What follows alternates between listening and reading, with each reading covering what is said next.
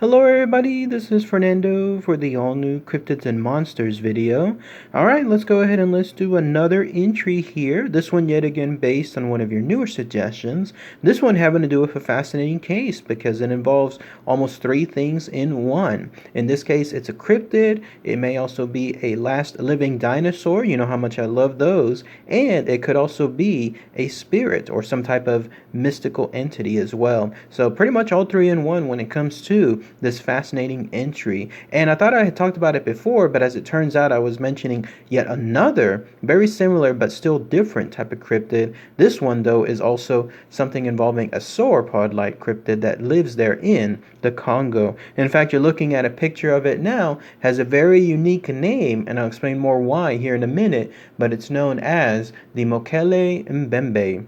So let's go ahead and let's talk about all the fascinating information associated with this mythical creature. So what is this Mokèlé-mbèmbé? Well, if you look at the fact that it could be a dinosaur, it's a sauropod-like creature, and in some cases it may even be described as a cryptid, living there deep within the jungles of the Congo. And the reason why it's called Mokèlé-mbèmbé is because the locals there have dubbed it as the one who stops the flow of rivers. That's essentially what it translates to, meaning it's so large that whenever it goes within the river, it actually stops the stream itself. And this is a creature that has been found for a good while. In fact, you have to go about to the 18th century to see more about its first encounter. More on that here, though, in a minute. As far as its physical characteristics, let's go ahead and let's talk about that. There's actually a wide range when it comes to its descriptions, not just in size, but in other type of features.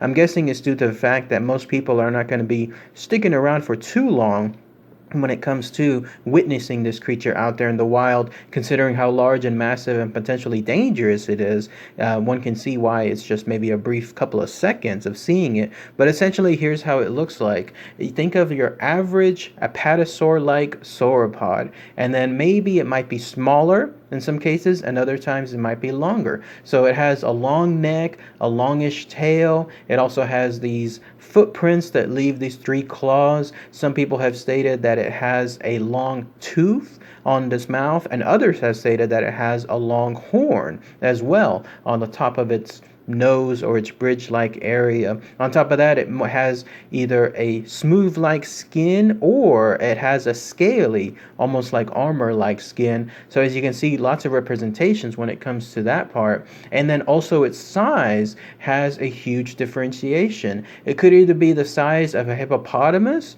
or in other cases even the size of an elephant. And even then, in other cases, even much larger than that, up to 32 feet in length. And in the most extreme cases, it's about 75 feet in length. All of those could be absolutely true. And what I mean is this, maybe it's different ages of this Mokèlé-mbèmbé, something involving, let's say, a youngish one compared to a more mature one, and that's why we see the much larger one perhaps being tied to the older one itself. But yes, many different types of interpretations when it comes to this creature, even right down to the color of its skin. Others have stated that it's reddish brown, and then others are more on the lines of gray. Crazy stuff again when it comes to the type of physical descriptions tied to it. And where it's located, again, you'd have to go to the Congo, specifically the Congo River Basin. Unfortunately, that is a huge area to try to pinpoint to a specific spot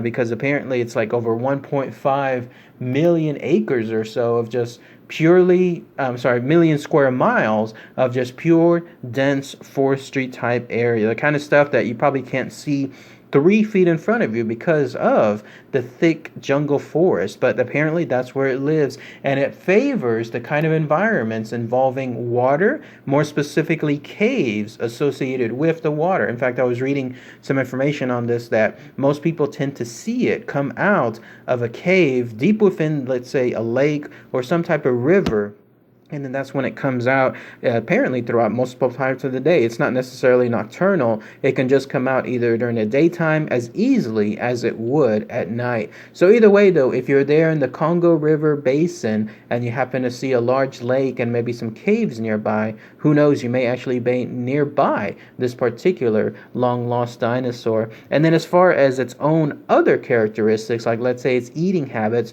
that too seems to be a wide differentiation. For example, one report I was reading was stating that this creature is completely vegetarian, and that's because of the large amount of plants, different type of plants that are there. Another report I was reading that says that when it attacks people, it actually eats them. And yet in another report I was reading, it was stating that when it attacks people and let's say kills people, it doesn't eat them, it just leaves the carcasses as is. Either way, though, this is a very potentially dangerous creature, very territorial, and not one that you want to get close to and you want to try to get away as far as possible. But again, it just goes to show the different ranges associated with it. That's not to say that the people there in the Congo, all the natives and others that live there, haven't had their encounters. In fact, it's been stated that this creature at one point was hunted almost to be eaten by some of the people living there. Unfortunately, though, whatever it's made up as far as its composition, let's say its body, its meat, its skin,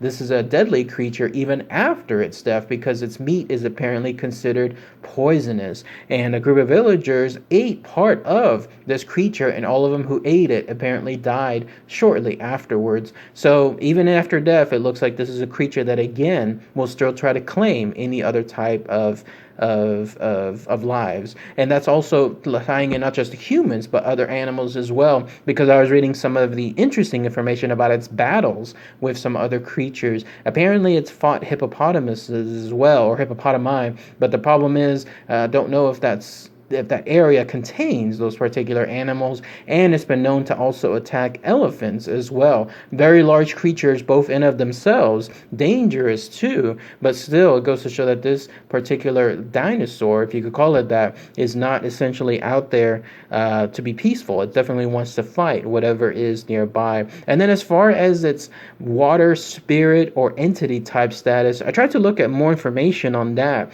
because that also fascinated me. I mean, was it a true spirit in the ethereal sense? Like, was it transparent? Was it just moving about in an almost mist-like manner? But no, I couldn't find anything associated with that. I think that's more of a, not a literal sense, but more of a like a metaphor. Like, in other words, the people there living there, they might have just called it an entity or a spirit of some sort because it's so rarely seen, but they talk about it in a mythic manner, like obviously in a respectful manner and in a manner that they too know about its danger. And so maybe it's something along those lines, like maybe that's what they were referring to. But if somebody has more info on that part, like if it truly is a water spirit, something that just happens to dwell and take on animal forms afterward, that'll be fascinating to read. And then as far as its earliest encounters, I was mentioning that earlier in my video here, you would have to go into the 18th century. Apparently there was a minister or some other type of missionary,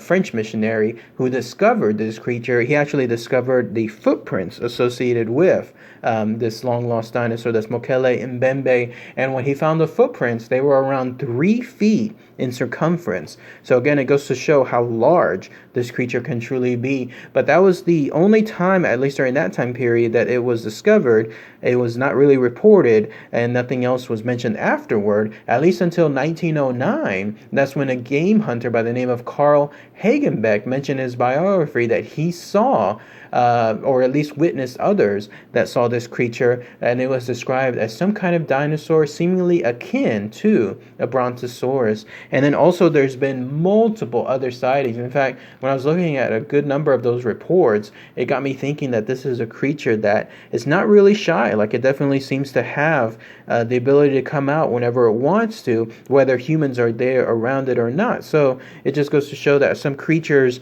they're absolutely so hard to see, and then maybe you might see one sighting, once a century, and others it's going to be far more, such as the case here with this creature, with all the other sightings that were associated with it. In fact, there were sightings in 2000, 2001, and then also in the early 90s, and then earlier than that as well. In fact, you would have to go towards the 19th century and then into the 20th century to discover even more sightings. On top of that, it's been reported on several books. For example, there was a book called Beasts and Men that was printed around that same time in 1909, and that's where it was listed there. I think actually by that same game hunter that I was mentioning earlier. And then there was another sighting, this one by a guy by the name of Lieutenant Paul Gratz in 1911, who stated that the natives there almost discovered this creature very much feared because of the fact of how big it was and how dangerous it could be. But it was described as being large, almost crocodile-like, but no scales,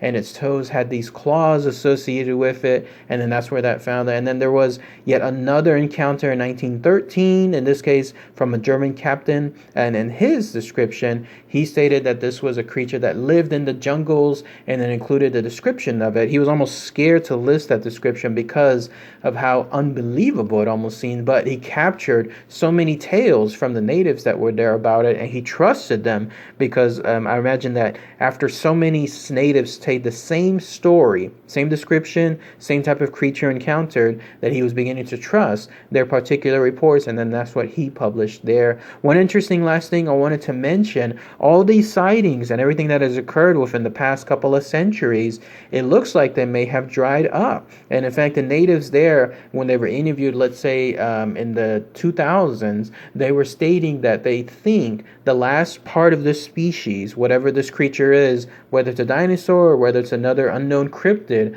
may have actually died off. And that's actually a little bit sad when you think about it, because at one point these may have been more, like let's say a species of these truly living out there deep within the jungle between those 1.5 million square miles of perfect forest, but the natives there haven't seen them for at least over a decade, and so they think that the very last one may have actually died off afterward, and this would have been around a decade or so ago, 10 years or so ago. So again, quite sad on that part, but still there's expeditions that are going out there even up to the 2000s, even up to a couple of years ago, where people are trying to find some association of this creature.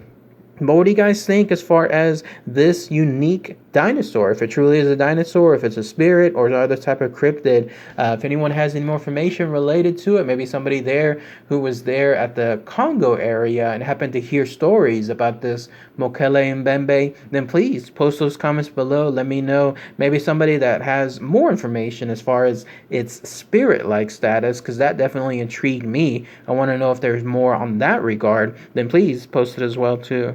All right, everybody. Thanks again as always. Take care. Bye.